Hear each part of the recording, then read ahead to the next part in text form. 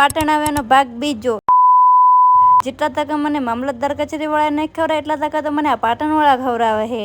અબે સાલે ગુંગડી તળાવથી ચાલતા ચાલતા આવી ગયા અમે આ જગ્યા ઉપર ને આ જગ્યાનું નામ તમને ખબર હોય તો કોમેન્ટ કરી નાખ। ત્યાંથી ચાલતા ચાલતા આવી ગયા અમે પાટણના નવા બસ સ્ટેન્ડ સાઈડ ને આ છે ભાઈ પાટણનો નવો બસ સ્ટેન્ડ છે કે નહીં। તો હવે જવાનું તો આપણે વીમાર્ટની અંદર પણ પાકેટ ખોલીને જોયું તો ઓહો હો ભાડાના ખૂટે એમ હતા ને ભાઈ પૈસાની તો આપણને ચિંતા છે નહીં કેમ કે પાકેટ આપણી પાસે બે છે પણ મારા કેમેરામાં મેસોમાંથી મંગાવેલો સસ્તો વિકી ગૌસર કેદ થઈ ગયો હતો। बहुत मजा आ रहा है यहाँ पे।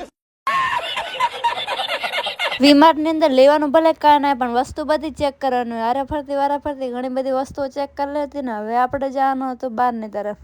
તો ભાઈ ફ્રીમાં આખો વીમાર્ટ ફરી લીધું ને ફ્રીનું પાણી પી લીધું ને હવે જશું આપણા ઘર બાજુ।